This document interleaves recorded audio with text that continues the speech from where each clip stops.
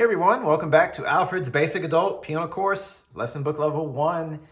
Today's video is Lesson 50, covering page 56 and 57 in our book, moving up and down the keyboard in 6, and Lone Star Waltz. So in the last couple of lessons, we've been talking about 6.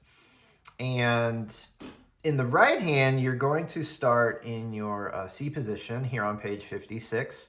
And just as a review, if you're counting up from middle C, 6 notes up would be A, which you're actually going to play with your 5th finger. And I believe we did that in the last couple of lessons, play from C to A, whether it was melodically, one note at a time, or harmonically, both notes at the same time. Now here on page 56, actually let's read through the top here. It says, to play popular and classical music, you must be able to move freely over the keyboard. These exercises will prepare you to do this. Each hand plays 6, moving up and down the keyboard to neighboring keys. Read only the lowest note of each interval, adding a 6 above. Now that's kind of important, I would think, since they put it in all caps. So let's talk about that. Reading only the lowest note of each interval. So back with our right hand in our C position, let's go ahead and play a 6 harmonically, a harmonic 6, the C and the A together. Now we're actually going to look at the first line of music there, the treble clef, where it says, begin with the right hand, 1 on middle C. Okay, so the pattern here is this. We're going up the keyboard basically a step at a time. Well, I guess the best way to look at it is we're moving up white keys, 1 white key at a time. But we're continually playing 6. So when I go up to the next 2 notes there, which you could probably tell right away that's a D and a B, but we're going to look at this in a different way. They're saying when you move your thumb up to D, don't think about the B. So you might be like, well, how do I not think about playing the B? I've got to play it. If you keep your hand in a locked position, when I say locked, when I play a harmonic 6 right there, and then I move up from C and A, when I move up to D and B, notice I moved my arm. Okay, I moved my hand, but I did not move my fingers. I did not contract them. I did not expand them. I kept them in a locked position. Now, locked doesn't mean tense up and get tight, because when you do that, you're going to start feeling pain, especially in your wrists, maybe your fingers, and you're going to get sore in just a matter of minutes. So locked doesn't mean tight or tense. It just means don't expand your fingers, don't contract them. So again, if I'm starting on C and A, and I think about moving my thumb up to the very next key, which is D, and I don't move my pinky finger, it'll automatically play the B. Now the next 2 notes are E and C in measure 2. Think about your thumb going to the E, and don't move your pinky, keep it locked. It will automatically play C. So E and C is our next 6. We're going to go to F and D next. Move your thumb. The D should be automatically played by your pinky. And in measure 3, we're going to reach the peak of this pattern, which is G and E. And then we're going to come back down. So on beat 3 of measure 3, we're going back to F and D. And again, just move your thumb. Be careful not to drag your pinky, because what could happen is eventually you might lose your 6 and you might play something like a 7th. So going back to measure 3, I'm here at the peak of this pattern, G and E. I'm going to move my thumb to play F and D, keep my pinky locked. And as I go to measure 4, think about that thumb hitting E. And if your hand is locked, you should automatically play E and C. And then finally D and B. And the last measure is C and A, right where we began. So once again, let's go through this entire pattern from the very beginning. C and A, up to D and B. Next measure is E and C. And then F and D. Third measure, G and E. And now we're coming back down, F and D. E and C, D and B, and finally C and A. Okay, so those are our harmonic 6. And anytime in piano, whether you're playing You know, any interval could be sevenths or octaves eventually. You're actually going to see a lot of octaves later on played harmonically. But I always recommend keeping that locked hand position. You know, if you've got a lot of the same movement up, even if you're jumping around, you know, this is just going up one note at a time. But what if I jumped from C to A all the way to that G and E? The same principle. If I keep my hand locked and I think about moving from C to G with my thumb, my hand doesn't move. Well, excuse me, if my fingers don't move, that E, that 6 above G, should still automatically fall into place. So for your right hand, think about letting your thumb lead the way. Now let's look at the left hand, the bass clef. So we're going to begin with our first finger, our thumb on middle C. So a little bit different position here.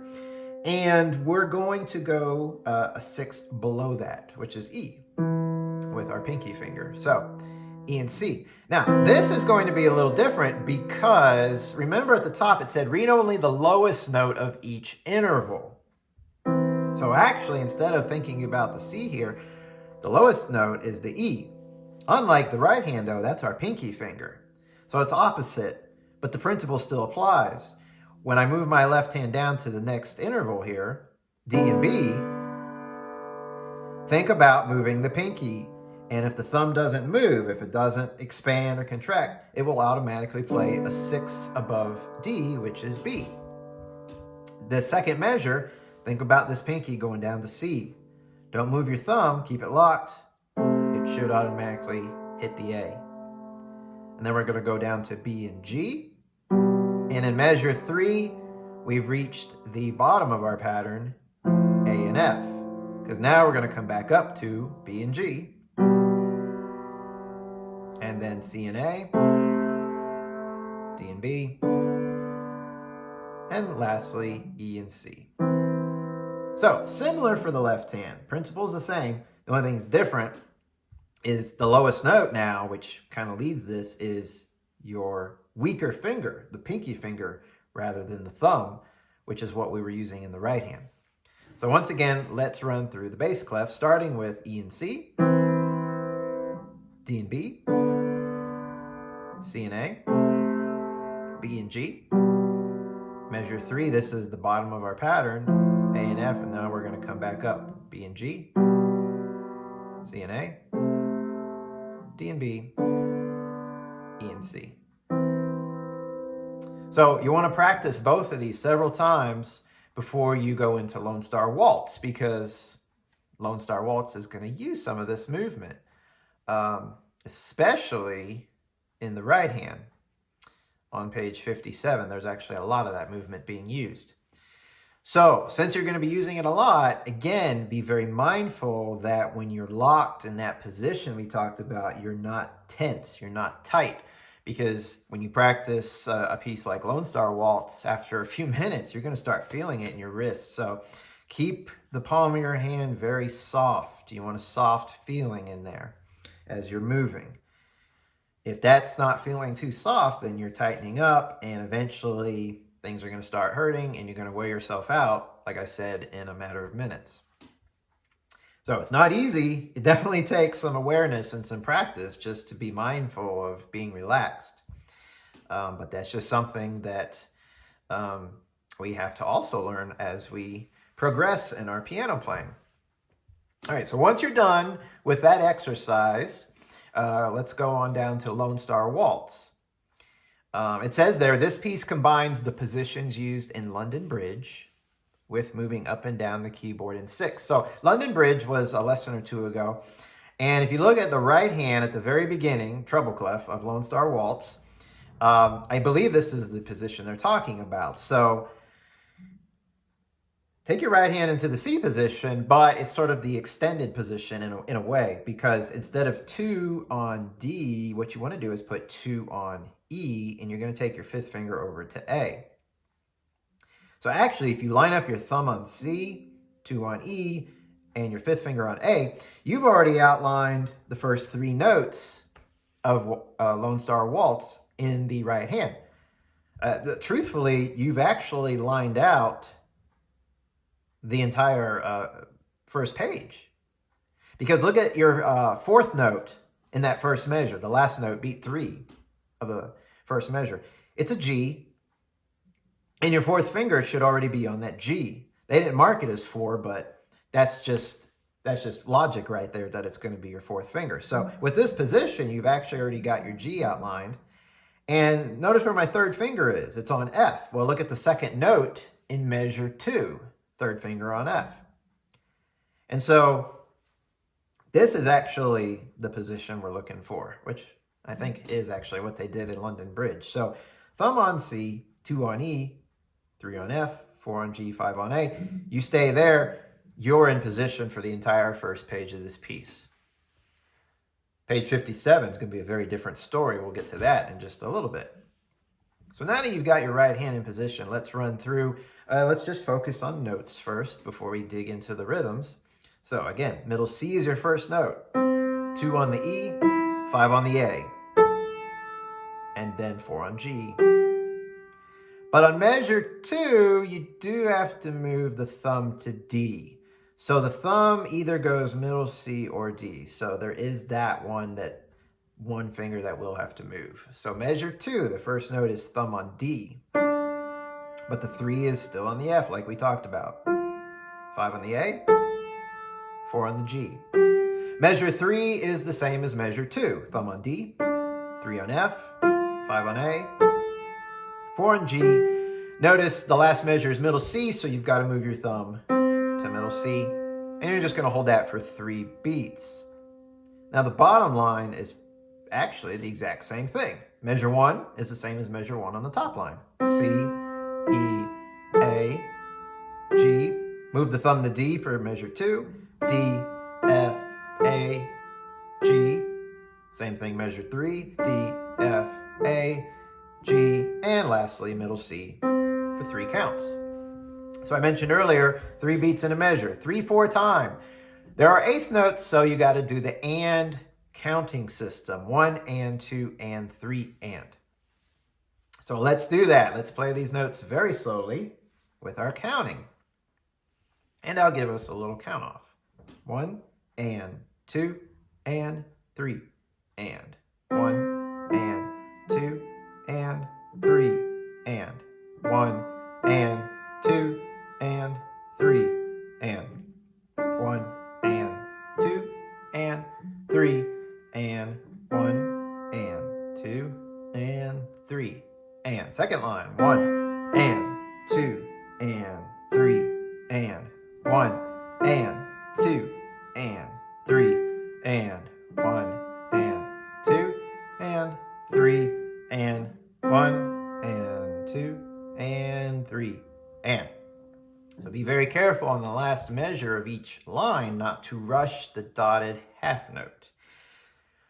It feels like it's being held down forever, but again, that's why it's so important to continually count with the ands. Therefore, you honor the full 3 beats of those dotted half notes. Some other details about the right hand on this page. It's soft, which means your left hand actually is going to be even softer, which we'll get to in a second, because that is the melody you just played in the right hand. So what I typically do is if I'm going to go that far, which I recommend, especially if you want to be a really complete musician, I practice, making that melody, of course, louder. I've talked about this in previous lessons. So I will almost go a mezzo forte on my melody, in this case, the right hand, still keeping that left hand piano. Now, you don't have to. You can keep them at both at the same volume. It won't be terrible. But if you really want to push yourself, I always recommend trying to get that melody, whichever hand it is, a little bit louder. And yeah, it's coordination. It's playing heavier in one hand and lighter in the other, both at the same time. However, this left hand, even though I haven't played it yet, if you look at it, you're mostly holding. So it's not so difficult, to play louder in the right hand when you're not actually playing at the same time as every one of those notes in the right hand. So I'll get to that in just a little bit.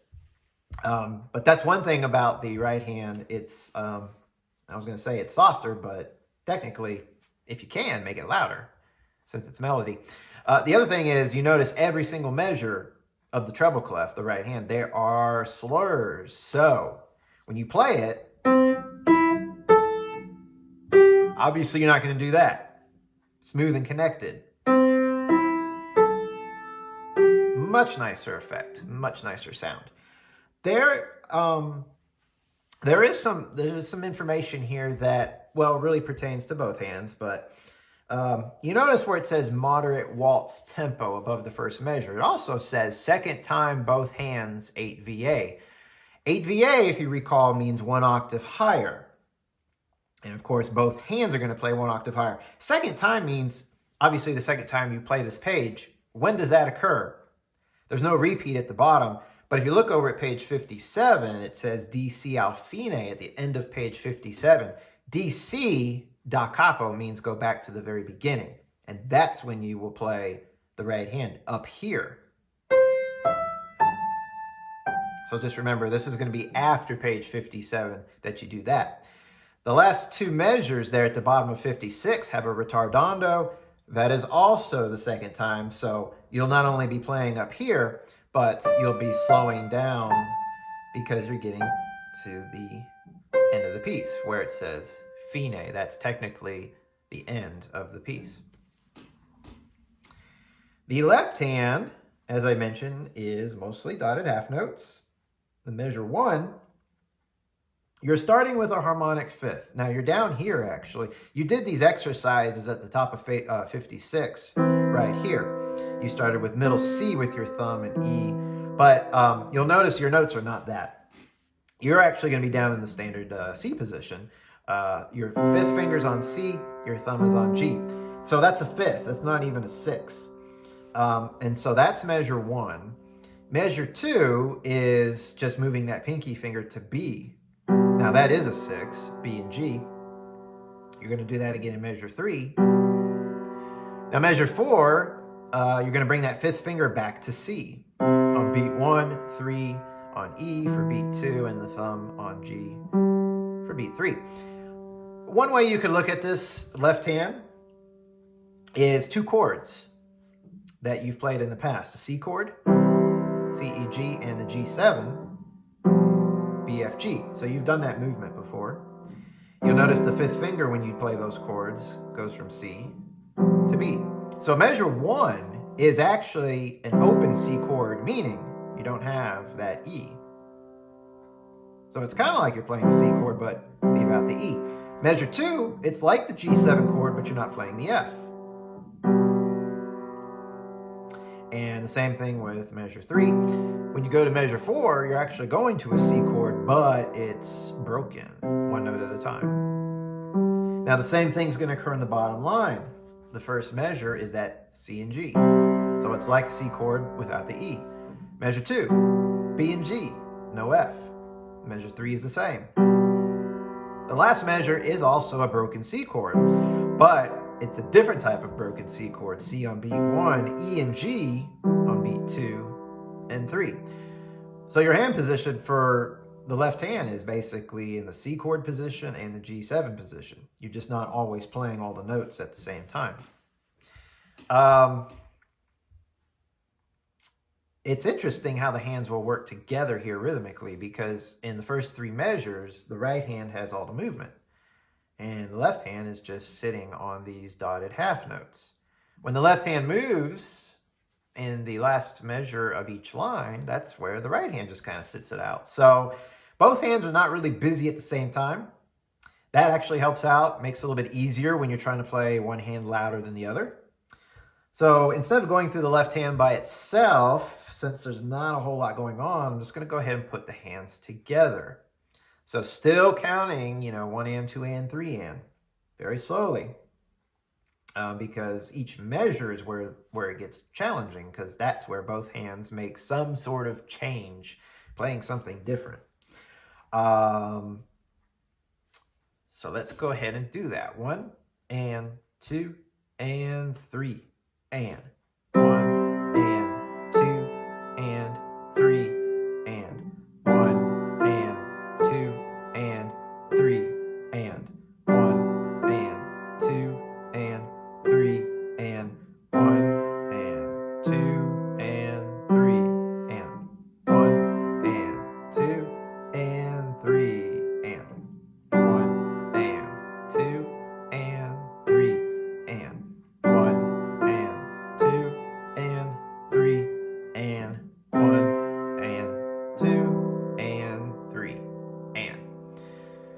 So, of course, your first measure is going to be easy because you have all the time in the world to set up both hands before you start playing.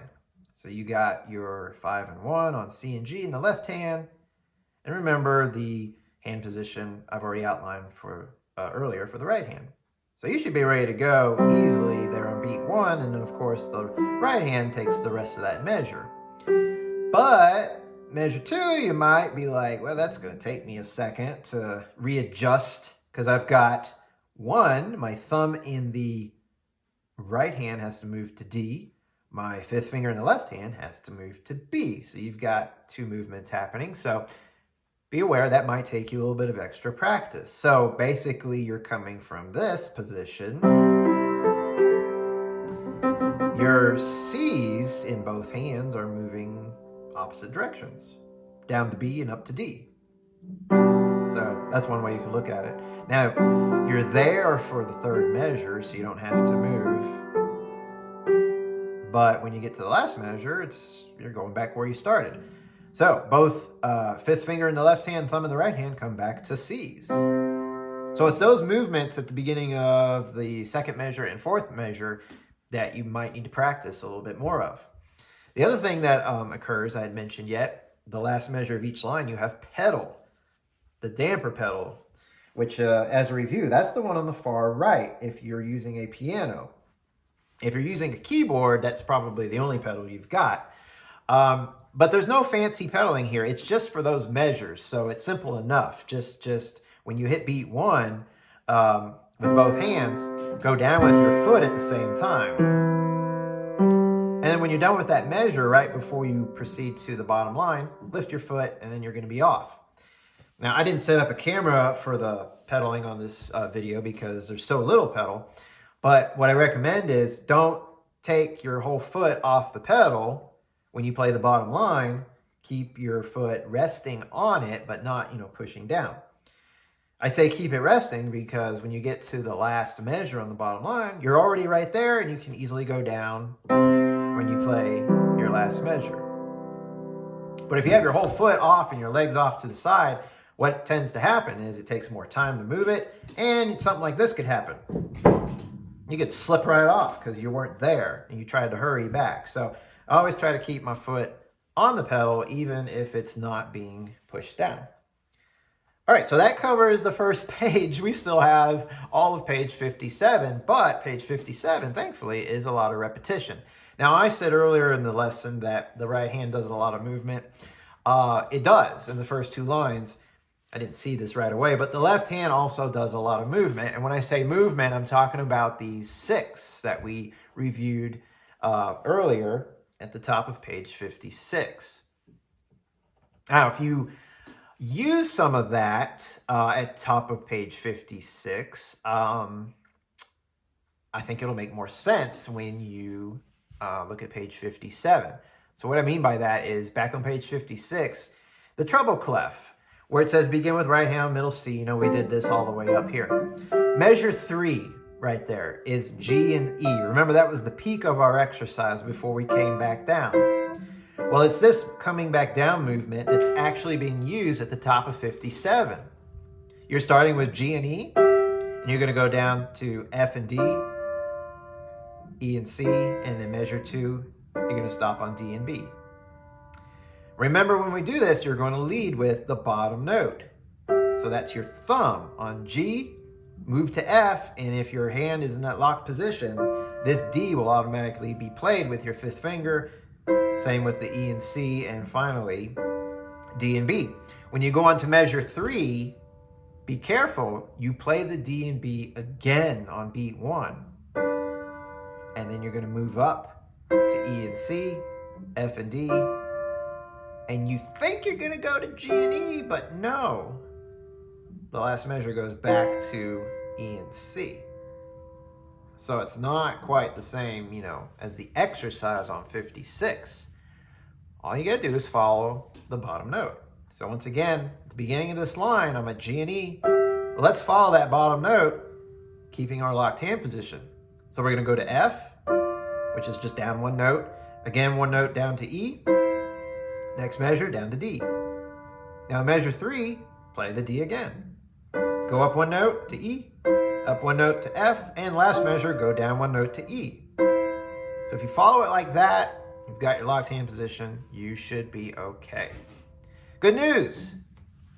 The next line is the exact same thing. Measure 1, measure 2, and measure 3. And still coming down one note, measure 4. Now, the left hand has a very similar movement on the third line. And remember, back on 56, when we did the bass clef, we started with our thumb on middle C and our fifth finger on E. That's what you're going to do on page 57, third line. And again, follow your fifth finger because that's the bottom note of these intervals. So we've got E and C, going down one note to D and B, to C and A. Measure 2 is B and G. Now, just like earlier on page 57 with the right hand, look at measure 3.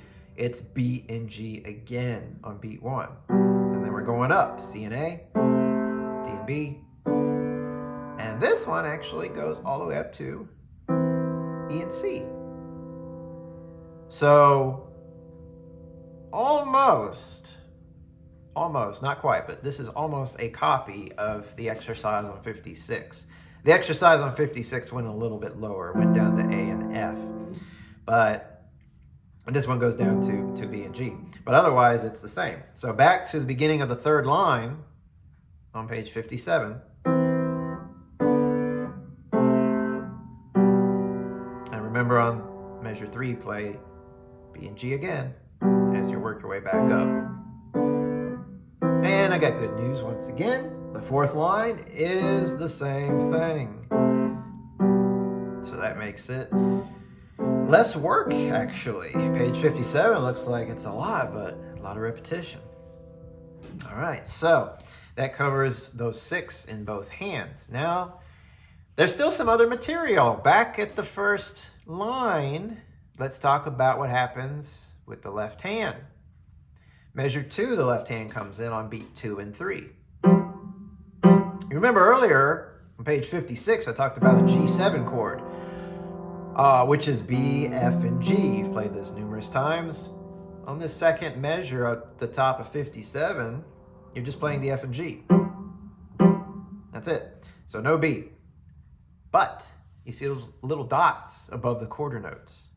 Notice how I'm playing it? That is called staccato. In the pink box, it says the dot over or under the notes indicates staccato touch.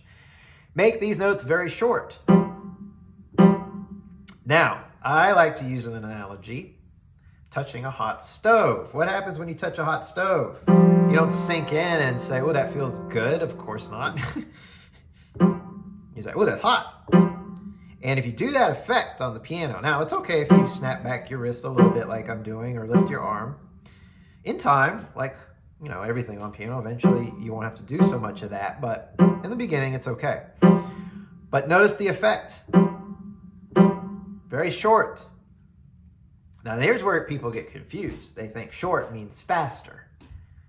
In a sense, yes. In a sense, no. Those are still quarter notes. There are no eighth notes on this page, but you still got to count 1 and 2 and 3 and, because you're still got to honor those eighth notes on page 56. So when I get to beats 2 and 3 of this measure with the left hand, if there wasn't staccato, keep in mind there's a quarter rest on beat 1, so I'm going to count but not play. I'm going to go 1 and 2 and 3 and. That's if there's no staccato. Here's what it's like with staccato. 1 and 2 and 3 and. So there's a lot of space between beats 2 and 3, right? Because I got to still honor the full beat. Sometimes what people will do is 1 and then they rush that because they're like, well, I'm done playing it. I'm going to play the next one. No, you've got to wait. What if I'm going really slow? 1 and 2 and 3 and. See what I mean? Even though there's staccato there, I've still got to wait all the way to beat 3. So this is really, really important. Don't rush staccato. All it is instead of holding down the note for the full beat, I'm just playing it very short for the full beat. Okay? So that's really, really important. Let's see. One more thing about staccato. Staccato, the dots are above or below the note. This is also very important. Notice a dotted half note in the right hand in that same measure. The dots are to the right. So if the dot is to the right or to the left of a note, that indicates rhythm. If a dot is above or below the note, that indicates staccato. And 9 out of 10 times, probably 9.9 out of 10 times, you'll only see staccato associated with a quarter note or something of a smaller value, such as an eighth note. Very rare will you see a staccato associated with something like a half note, something that's 2 beats or more. Almost never. The last measure on the top line there, 57. So remember, the C chord is C, E, and G. What you're playing on beats 2 and 3 is just the E and G. Again, staccato though. Very short. Hot keys, right? You don't want to be on there any longer because you get burned. So that's how you're going to do your staccato. Think hot keys. Second line's the same. Second measure, F and G, beats 2 and 3. Last measure, E and G, beats 2 and 3. Now the right hand does what the left hand just did on the third line. The fingering's a little different for the right hand. Normally your right hand, when it plays a G7 chord, you use 4 and 5. They chose to do 4 and 3. Now, my guess is so you have more control over the staccato. Once you get that third finger involved, a little bit stronger. 4 and 5, those are our weakest fingers. I can do it, but I've been playing piano a very long time. For a newbie, doing staccato with 4 and 5 and getting them to sound at the very same time, not easy. So 4 and 3, probably just so you can have some better control. 4 and 2 at the end of that line on the E and G.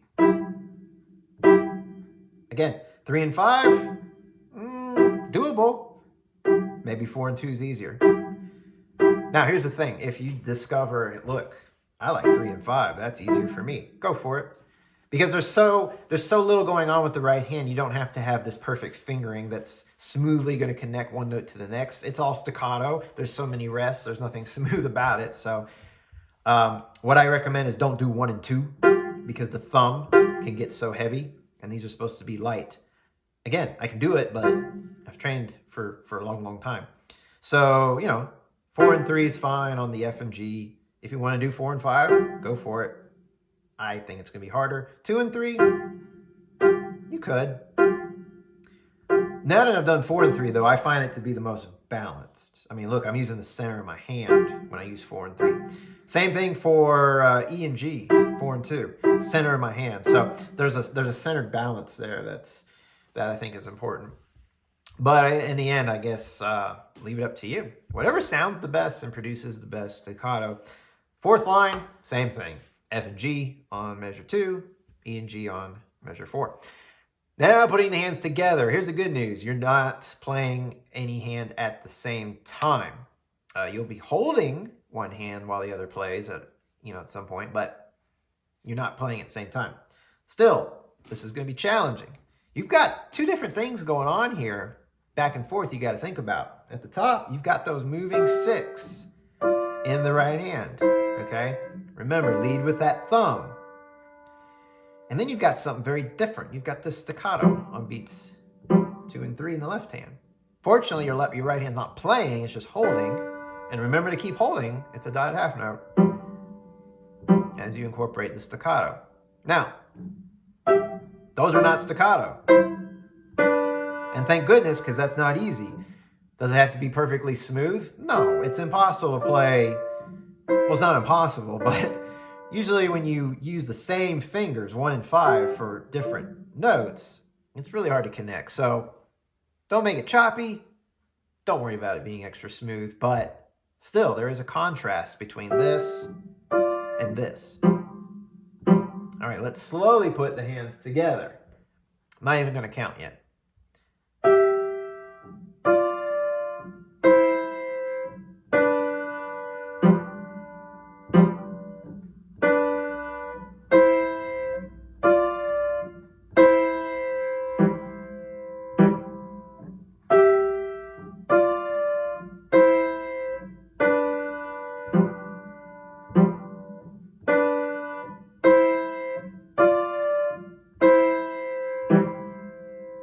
Third line, the left hand, takes on the idea that the right hand just did, and the right hand now takes on the idea that the left hand did. So basically switching roles here.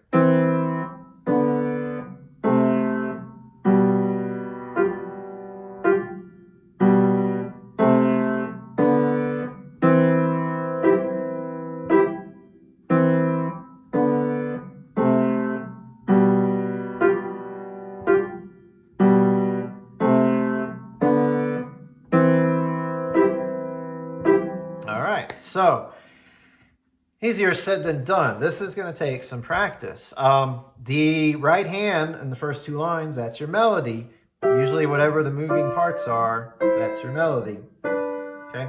This is just background. Now you notice they marked forte for the right hand, mezzo forte for the left hand. So the background, as we say, is always going to be a little bit softer. Your melody going to be louder. So you're going to continue that forte throughout the right hand, mezzo forte throughout your left hand, until it reverses on the third line. But the overall volume comes down on the third line. Notice the left hand is not forte, it's mezzo forte, but they still keep the right hand, which is now background, quiet with the soft. So here's your mezzo forte. So staccato and soft. That takes a lot of control. Again, 4 and 3 for that fingering might be why they went with that fingering.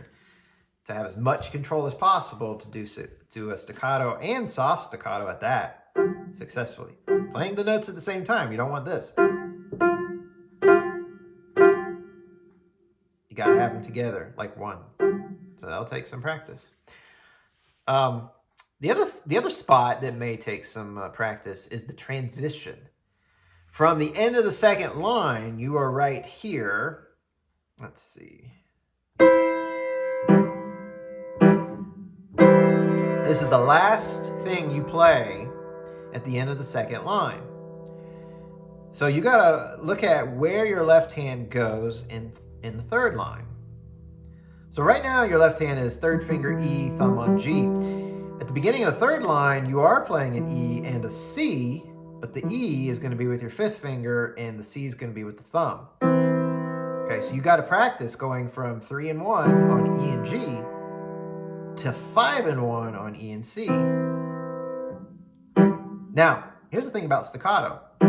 Watch this. Aha.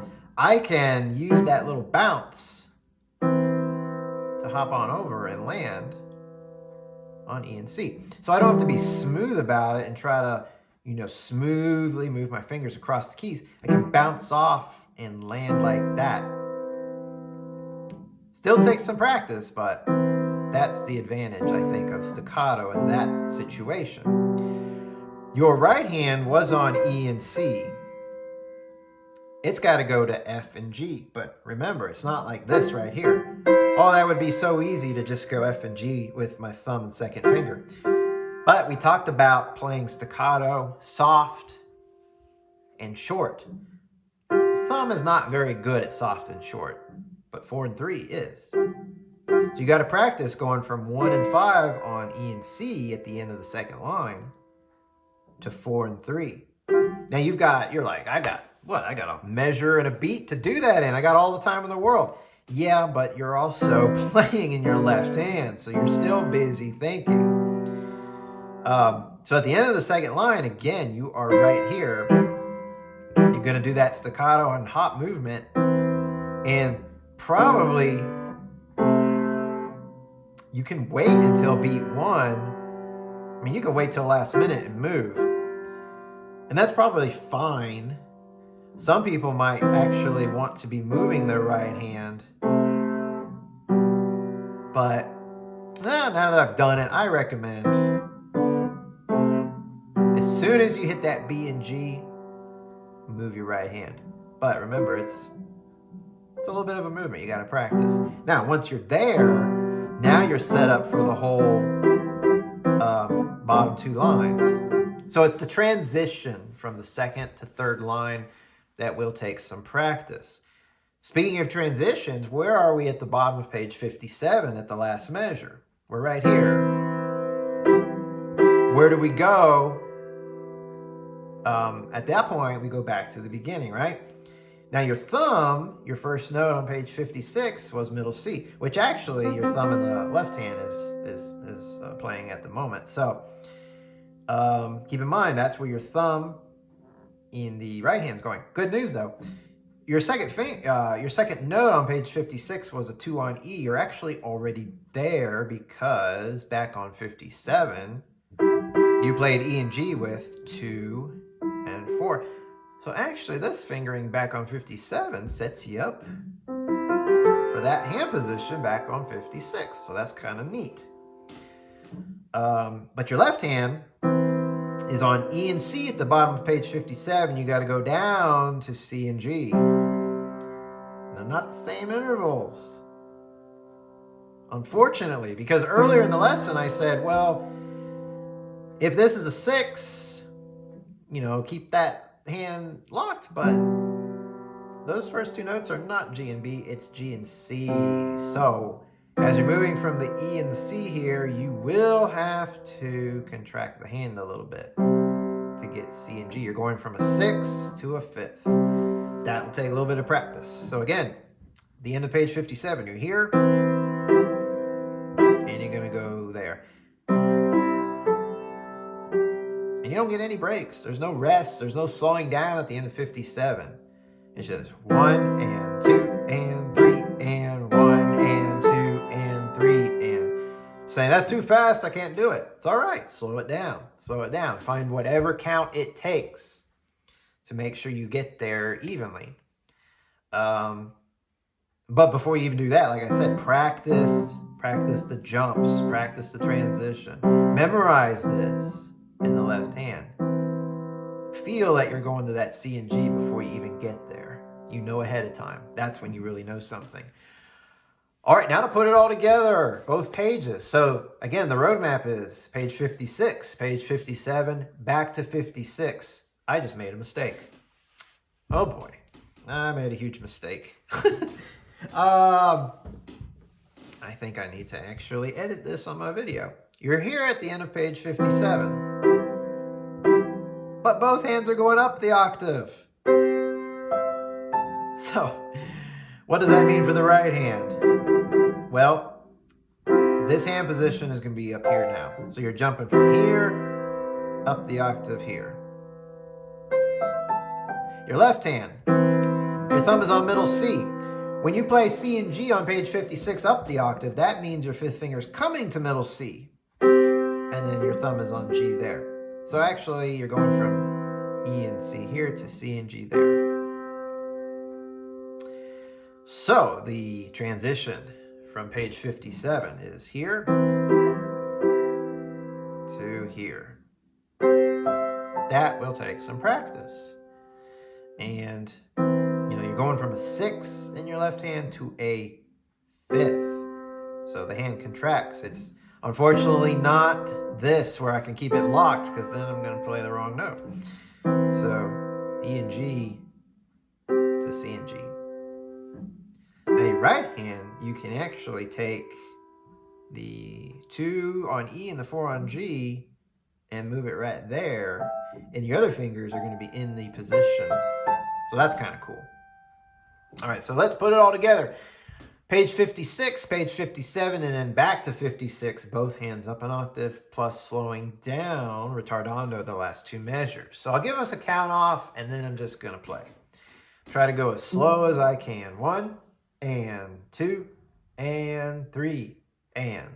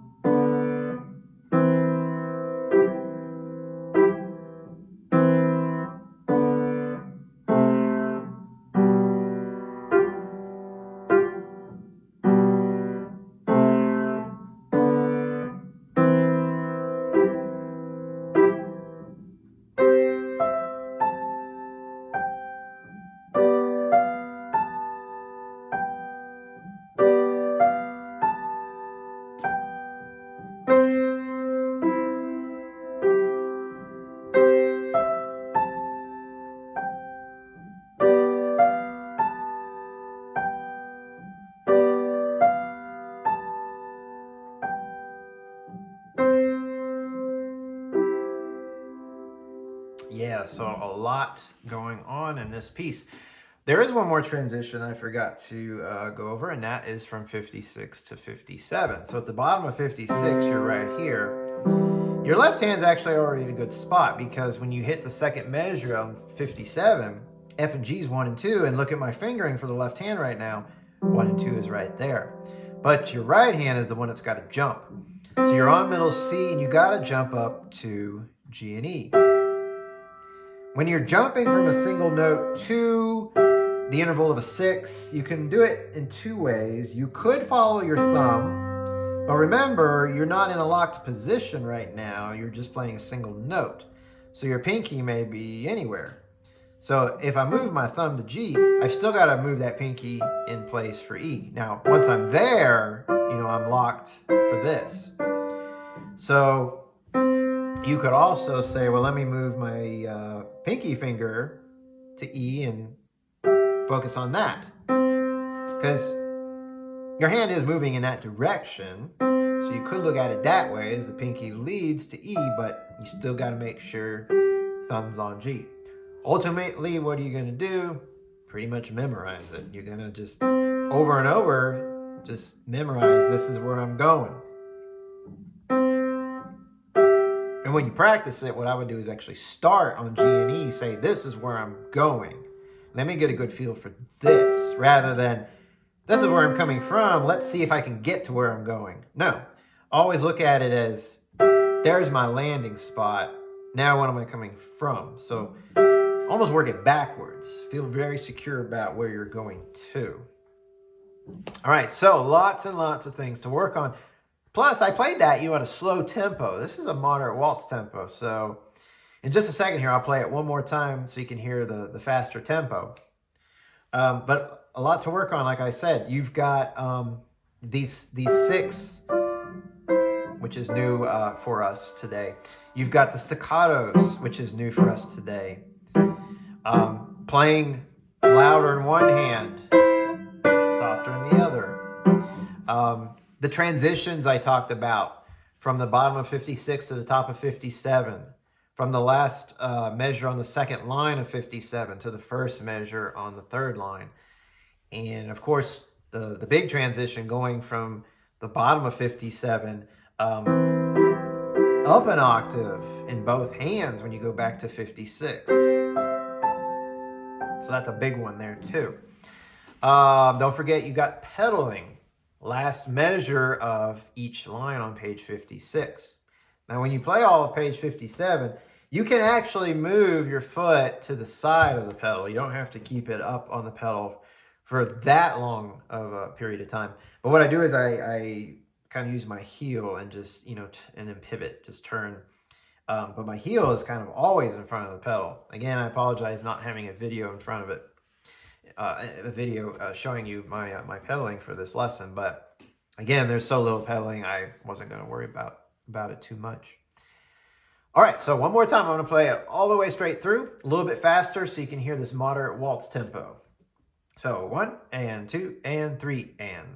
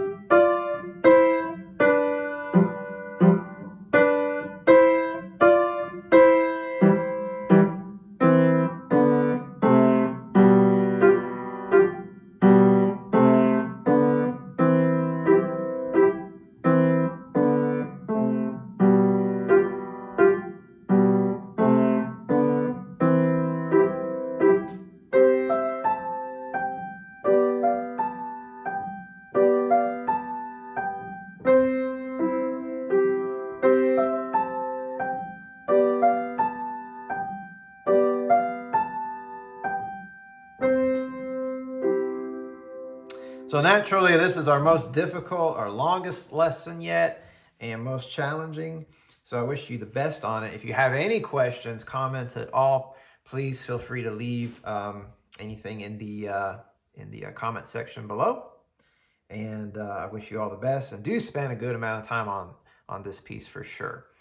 All right, and I will see you next time in lesson 51.